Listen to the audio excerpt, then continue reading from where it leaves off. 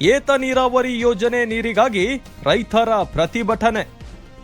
ಬೆಳಗಾವಿ ಜಿಲ್ಲೆ ಹುಕ್ಕೇರಿ ತಾಲೂಕಿನ ಹಿಡಕಲ್ ಡ್ಯಾಂ ಕೋಚರಿ ಏತ ನೀರಾವರಿ ಯೋಜನೆ ಸುಲ್ತಾನ್ಪುರ್ ಪಂಪ್ ಹೌಸ್ ನೀರು ರೈತರಿಗೆ ಸರಿಯಾಗಿ ಪೂರೈಕೆಯಲ್ಲಿ ವ್ಯತ್ಯಯ ಉಂಟಾಗಿದ್ದು, ಹುಕ್ಕೇರಿ ತಾಲೂಕಿನ ಕರ್ನಾಟಕ ರಾಜ್ಯ ರೈತ ಸಂಘ ಹಾಗೂ ಕೂಲಿ ಕಾರ್ಮಿಕ ಸಂಘಟನೆ ಮುಖಂಡರು ಹಾಗೂ ರೈತರಿಂದ ಸುಲ್ತಾನ್ಪುರ್ ಪಂಪ್ ಹೌಸ್ಗೆ ಬೀಗ ಹಾಕಿ ನೀರಾವರಿ ಅಧಿಕಾರಿಗಳನ್ನ ತರಾಟೆಗೆ ತೆಗೆದುಕೊಂಡು ರೈತರು ಬೃಹತ್ ಪ್ರತಿಭಟನೆಯಲ್ಲಿ ಆಕ್ರೋಶವನ್ನ ವ್ಯಕ್ತಪಡಿಸಿದರು. ವರದಿ ನಿರಂಜನ್ ಶಿರೂರ್, ಶ್ರೇಯಾ ನ್ಯೂಸ್ ಕನ್ನಡ, ಹುಕ್ಕೇರಿ.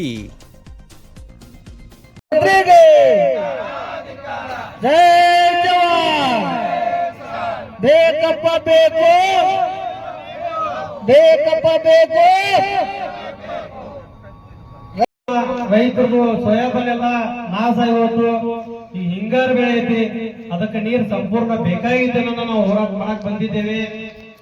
ಅದರ ನಿಟ್ಟಿನಲ್ಲಿ ಸುಮಾರು 4,500 ಎಕರೆ ನೀರಾವರಿ ಯೋಜನೆ ಆದಂತ ಇದು ಕೋಚರಿ ಏತ ನೀರಾವರಿ.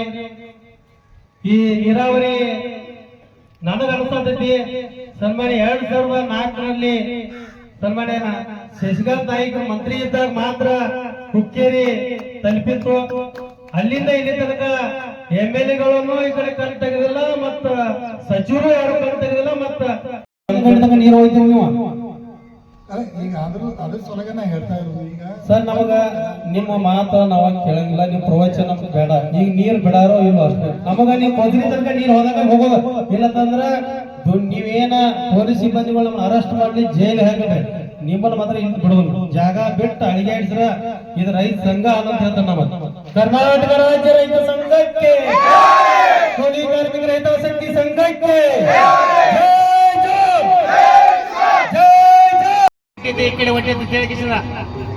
ನಾವು ಬರ್ತೇವೆ ನಡೆಯುತ್ತೇವೆ. ಅವ್ರಿಗೆ ಬಡಕುಂದ್ರ ಕ್ರಾಶ್ನಾಗ ಹೋರಾಟ ಮಾಡಿದ್ವಿ. ಆಗ ಮುಂದೆ ನಾವ್ ಇರ್ತೇವೆ. ಇನ್ನೇನು ನೀರು ಬಿಡ್ರಿ ನಾವು ರೀತಿ ಎಲ್ಲೈತಿ ಅಸ್ತ್ರ ಮಾಡ್ಕೋತ ಮುಂದೆ ಹೋಗೋದ ಚೆನ್ನಾಗಿದೆ. ನಮಗ ನಾವು ಚಂದನ ಕೂತು ಅಂದ್ರೆ ಅವ್ರ ಮುಕ್ಕಳಂಗೆ ನೀರು ಬಿಡಿಸಿ ಹೋಗ್ತೇವ್ರಿ. ನಾವು ತಾಲೂಕು ನೀರಿಲ್ಲ, ಬೇರೆ ತಾಲೂಕು ಯಾಕೆ ನೀರು ಬಿಟ್ಟು ಎಲ್ಲ ವೇಸ್ಟ್ ಮಾಡ್ಬೇಡ್ರಿ. ಮತ್ತೆ ಮುಂದಿನ ಬಾಳೆ ಮಾಡ್ಬೇಡ್ರಿ. ಹಿರಿ ಹಾಕಿ ಬಂದ್ ಮಾಡ್ರಿ.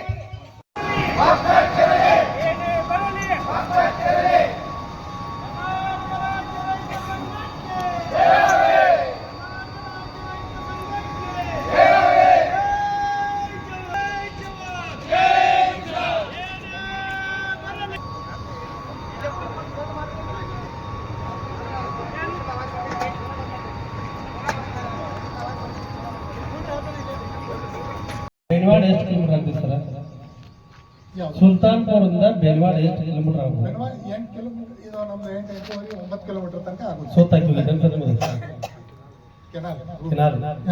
ಈಗ ಏನಾಗುತ್ತೆ ಇಲ್ಲೇ 8 ಕಿಲೋಮೀಟರ್ ಅಲ್ಲ ಸರ್. ಈ ನಿಮ್ಮದು ಸುಲ್ತಾನ್ಪುರ ಇನ್ನೊಂದು ಹಳ್ಳ ಬರ್ತೈತಿಲ್ಲ, ಹಳ್ಳನ ನಾವೆಲ್ಲ ನೋಡ್ಕೊಂಡ್ ಬಂದವ್ರೆ. 9 ಗಂಟೆಗೆ ಇಲ್ಲಿ ಬರ್ಬೇಕಾಗಿತ್ತು, ನಾವ 12 ಗಂಟೆಗೆ ಬಂದವ್ರಿ. ನಾವು ಈಗ ನಮ್ಮ ಪಾರ್ಟ್ನರ್ ಅದಾರ ಲೈನ್ ಮೇಲೆ, ಅವರು ವರ್ಕ್ ಮಾಡ್ತಾ ಇದಾರ. ಈಗ ಅವ್ರ ಕಡೆಯಿಂದ ನಾನು ಮಾರ್ನಿಂಗ್ ಮಾಹಿತಿ ತಗೊಂಡಿನಿ. ಈಗ ಎಲ್ಲಿ ಬಾಗಿಗೋಡ್ ಹೊಲಕ್ಕಿದೆ ನೋಡಕ್ ಹೋಗ್ರಿ.